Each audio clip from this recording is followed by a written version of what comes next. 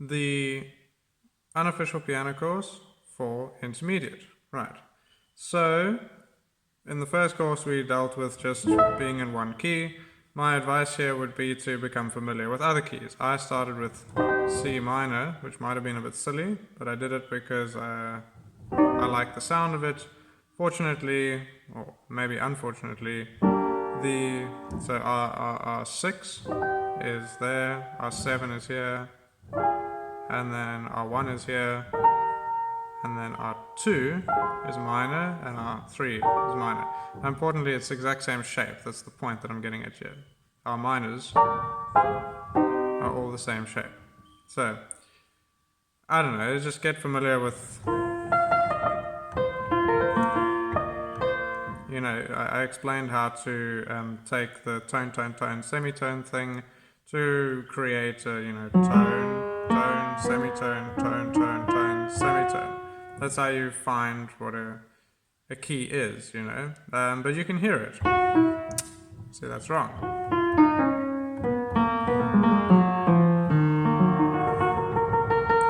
And so we want to just play the chords here. So again, we create the spacing. Like here it's easy to see. Here it becomes a little bit harder to see.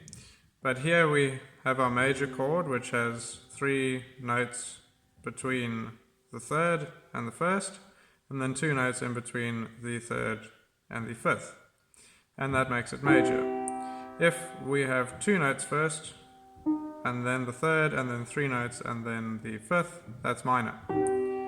So, when you look at your 1 here, it's a major, your 2 is a minor, so we can translate that and say if we were playing in the key of F sharp major, major, right? That's our 1, it's a major chord. Our 2 is a tone up, and it's minor. So we have 2 notes between our 1 and our 3. Our 3,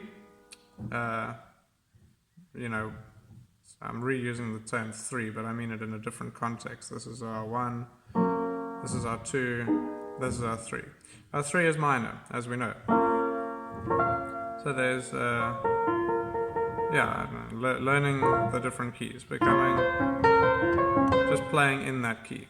Anyway, so that's intermediate level, I suppose. Start expanding into the different keys. And then important to know is how do we change keys while we're actually playing. So let's say we're in C minor. If we actually, for argument's sake, let's just go to A minor here, right? Also C major, A minor, same key. It's A natural minor. Matter of perspective, maybe. Anyway, but the point is, our C major uses all white notes. G major also uses all white notes, except for this one here. So it has a D major, whereas C major has a D minor, C major, Ionian, has a D minor. G major, or G Ionian, has a D major. 1 note changes. If we go to F, tone, tone, semitone, tone, tone, tone, semitone. F major also only has 1 black note. So this is the point, changing keys, right? So we're in C major, we can go to the G, and then we can just play a D major. Because it's a very nearby key with only 1 change, we can just make that change. We can even get away with going to D major, because you see, C and G, it's a 5th. If you watch the video about the ratios, you'll know that this is a very close harmonic relationship, as is the 4th with the 3-2 relationship. And so that's why these keys have only the 1 note that changes. But so let's go up a 5th and then a 5th again to D major. Now what does D major have? Tone, tone, semitone. It's got a major. It's got a tone, tone, tone, semitone. Okay, now we're including this note here, which means that when we play in D major, this is our 7, and so our A is also major. In C major it's minor, in D major A is also major. You see, we're just looking at the notes that have changed. It also, by the way, still includes that changed note from G, you see, so they stack on each other. So first we have C major, then we add that note,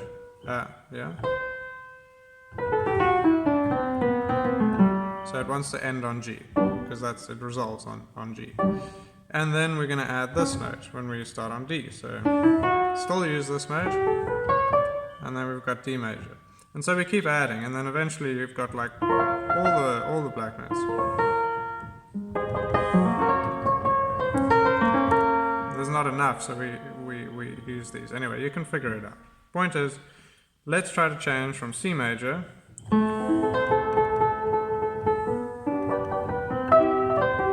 to D major. So we're just going to gooi that A. And then I didn't use the G, so I'm getting a bit cheaty there. This is where things start becoming ambiguous and it becomes all open to interpretation. But the point is, we can analyze it and see that, you know, if we're in C and we play our E minor, we can go to our D major, and now we know we're approaching the realm where A is acceptable. And so if you can start gearing your mind this way, and trust me, I haven't, I just play via intuition really, but sometimes I do analyze these things, and that's how we change key, you know. But there's another way to change key, which is how I'm going to sort of, okay, so if we're in C major, I'll just let that sink in for a moment. Okay, if we're in C major, we have our 7, which is diminished. The diminished chords are funny because if I take a minor chord, let's say, and then I add my major, and then I add my minor, and then I add my major, and then I add my minor, and then I add my major, I can keep going, and I'll eventually shift through all the keys and use all the notes, and that's a weird thing of its own. So the fact that it's a minor third, and then a major third, and then a minor third, it takes me through all the notes in the scale. But when we play a diminished, we go,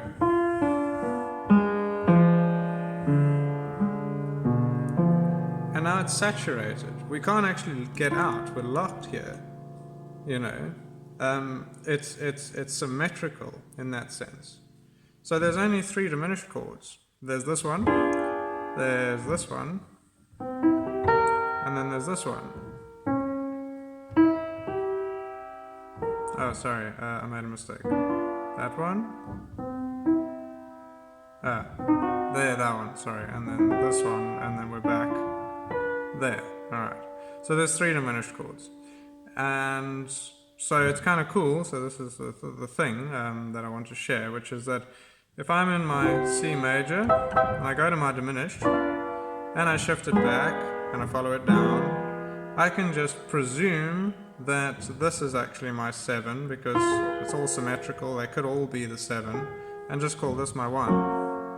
And so I've changed key. I use the diminished chord as a highway to get to the other keys.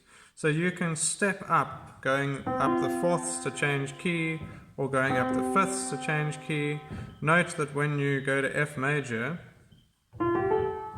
you add a note that you wouldn't add if you went to G major. So when you start doing this, you're trying to go in 2 directions. You can either go the 4th or the 5th. They take you in different directions around the circle. You see, that's the thing. It's weird. So you can hip hop and do all weird, all crazy stuff, but then you can use the highway of the diminished to sort of take other directions, and so it becomes very, very dynamic. Furthermore, if we go to C major and we go to our relative minor and we explore the harmonic minor side of things, raising the this 5th here, 1, 2, 3, 4, 5. Is it this one? 1, 2, 3, 4, 5. We raise the 5th here, and then start from the 6th and call it 1, and that's the harmonic minor.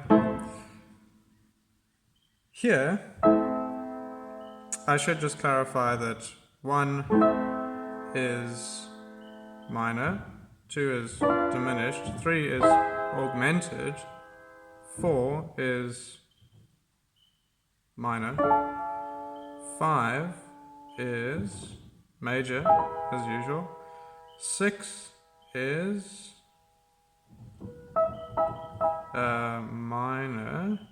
major, and then 7 is diminished,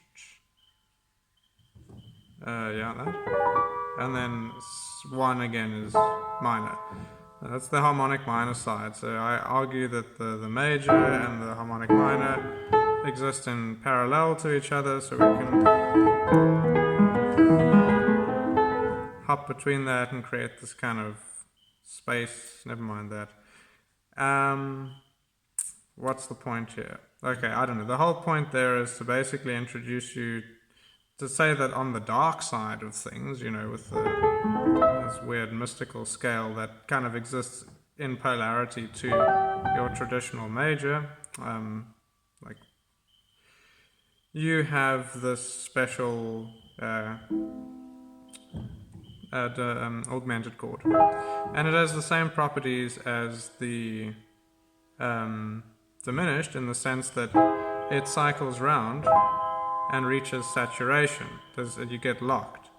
You can go to now, but because it contains, it's bigger jumps, so there's only 3 notes in the chord before we get back to the beginning instead of 4. So there's actually 4 of these chords. There's this one, and then this one, and then this one, and then this one, and then we're back at the beginning one, which is this.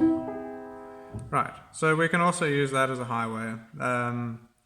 So if we're in C major or its relative minor, A minor, and we go to our augmented structure and we shift it back, we can then presume to be in F minor.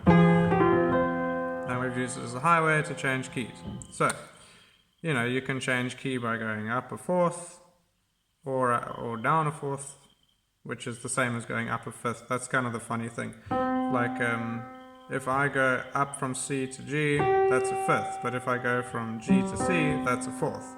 So, up, down, a fourth, fifth, whatever. It's a matter of perspective. But yeah, you can go to nearby keys, or you can use the diminished or the augmented highways to move through keys, basically.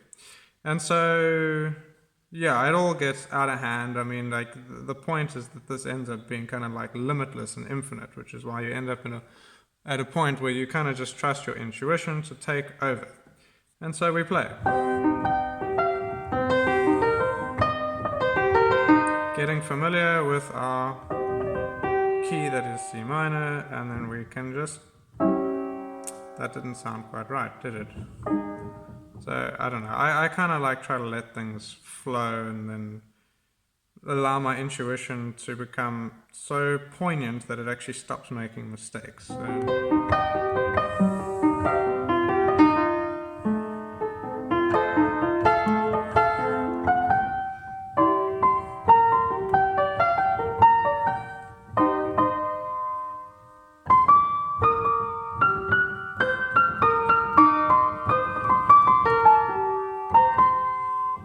that was a mistake, but I kind of fixed it. So that's how it goes, and you start trying to walk this weird balancy line.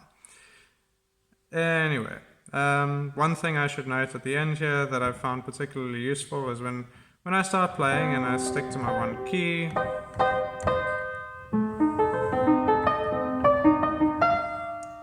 I'm getting to the point, sorry.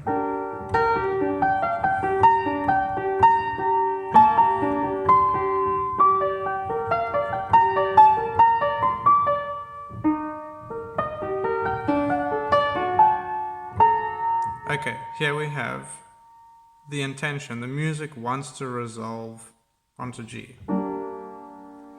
Now, I did quite a good job of kind of keeping the momentum. Momentum is actually a thing in this, the momentum going. So I didn't just want to resolve. But I often find that when I play,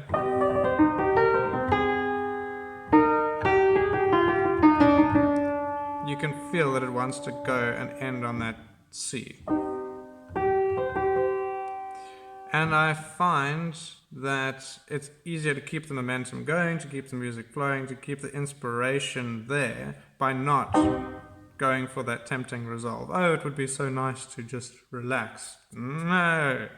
And then the other thing is to syncopate things. You know, you can play this classical feel, but if you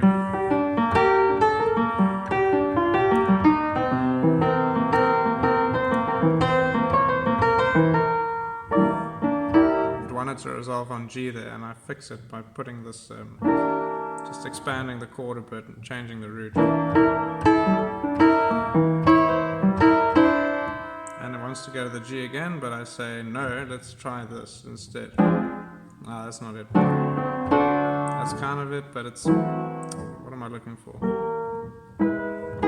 I suppose that would be fine, but I kind of want something else.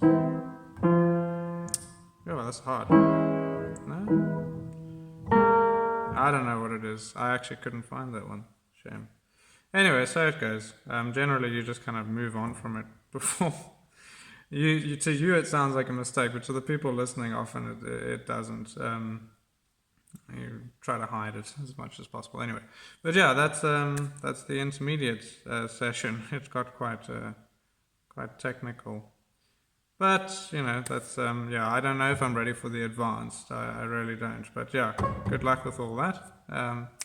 Again, PayPal in the description if you feel like, you know, this was actually worth something to you. I really just want to share this knowledge. Yeah, I've sadly got other projects in life that need my attention. And so, yeah, I really just need to kind of get this off my chest. But thank you for listening and good luck. Ciao.